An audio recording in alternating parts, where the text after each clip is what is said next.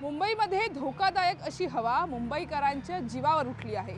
असं म्हणण्याचं कारण म्हणजे एकीकडे आपण बघतोय की मुंबईत अनेक ठिकाणी वारेमाप पद्धतीने कन्स्ट्रक्शन सुरू आहे। AQIचे नियम आणि हवा प्रदूषण ज्या पद्धतीने होतंय त्या बाबतीत घालून दिलेले नियम हे धाब्यावर बसवले जात आहेत। अनेक ठिकाणी तुम्हाला अशा पद्धतीच्या LED स्क्रीन दिसतात, परंतु यावरती येणारे आकडेवारी आणि अस्तित्वात असणारे इतर अनेक उपाय ज्यातनं ही विदारक परिस्थिती नियंत्रणात आणता येईल यामध्ये यंत्रणा अपयशी ठरत आहेत। अनेक ठिकाणी धुळीमुळे नागरिकांना आरोग्याच्या समस्या जाणवत आहेत आणि असेच काही लोक आता माझ्यासोबत आहेत ज्यांना मास्क लावून घराबाहेर पडावं लागतंय। यापूर्वी आपण जर बघितलं असेल तर केवळ कोरोना काळामध्ये मास्क लावणं अनेक लोकांनी पसंत केलेलं, पण आता ते अनिवार्य ठरतंय कारण परिस्थितीच अशी आहे। परिस्थिती आहे की जेणेकरून धूळ वगैरे भरपूर झालेली आहे, प्रदूषण झालेले आहे गाड्यांच्या वगैरे। आणि इकडे आम्ही शिवाजी पार्कला राऊंड मारायला येतो तर इकडे मैदानामध्ये तर मातीच माती आहे, त्यामुळे एवढी धूळ आहे की विचारायची सोय नाही आहे, असं झालेलं आहे। काय परिस्थिती आहे? भयंकर धूळ आहे, काही केलं जात नाही आहे। पूर्वी कोणतरी पाणी वगैरे मारायला सुरुवात केली होती, ते पण सर्व बंद झालेलं आहे। तर आम्ही सकाळी यायचो, आता बंद केलं, आम्ही वॉकला यायचं।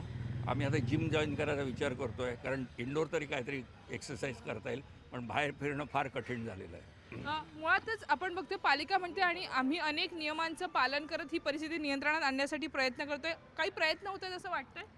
सध्या त्यांनी आता गेल्या आठवड्यापासूनच फक्त माती म्हणजे पाणी टाकण्यासाठी टँकर आणायला सुरुवात केली आहे, पण त्याने कितपत फायदा होईल हे माहीत नाही आहे। इथे मुंबईभरची मुलं क्रिकेट खेळायला भरपूर येतात, त्यामुळे ती माती ही उडणारच आहे। त्यामुळे मातीवरच काहीतरी नियंत्रण आणलं पाहिजे।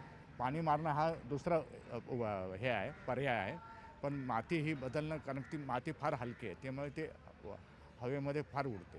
अनेक ठिकाणी कन्स्ट्रक्शन सुरू आहे, बांधकाम व्यावसायिक प्रचंड फायदा कमवतात, परंतु नागरिकांच्या आरोग्याशी खेळ करताना ज्या काही बेसिक गोष्टी पाळणं आवश्यक आहे, फवारणी करणं, ग्रीन मॅट लावणं, अशा गोष्टी तुम्हाला पाहायला मिळतात का? मला तर वाटत नाही। एक BMCचं काम आहे, त्यांनी थोडं स्ट्रिक्ट होऊन ते करायला पाहिजे, पण मला वाटत नाही ते काय करतायत। हे सर्व असंच चाललेलं आहे, काही अर्थ नाही आहे त्या गोष्टींमध्ये। तुम्हाला वाटतं? नाही, बरोबर आहे ते, म्हणजे काहीच उपाययोजना करत नाही आहेत ते लोक। नाही BMC लक्ष देत, नाही बिल्डर लोक देत।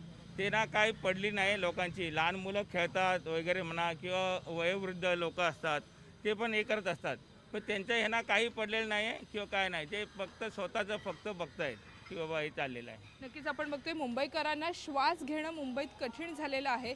अनेक ठिकाणी कन्स्ट्रक्शन सुरू आहे, धूळ ही आपल्याला मुख्यत्वे पाहायला मिळते आणि यातनंच मुंबईकरांच्या आयुष्याशी खेळत असणाऱ्या अनेक लोकांना पालिका कशा पद्धतीने त्यांवरती नियंत्रण आणते, कारवाई कशी करते हे बघणं सुद्धा येत्या काळात महत्त्वाचं ठरणार आहे। व्हिडिओ हर्षदसह सुस्मिता भदाणे पाटील, न्यूज 18 मराठी, मुंबई।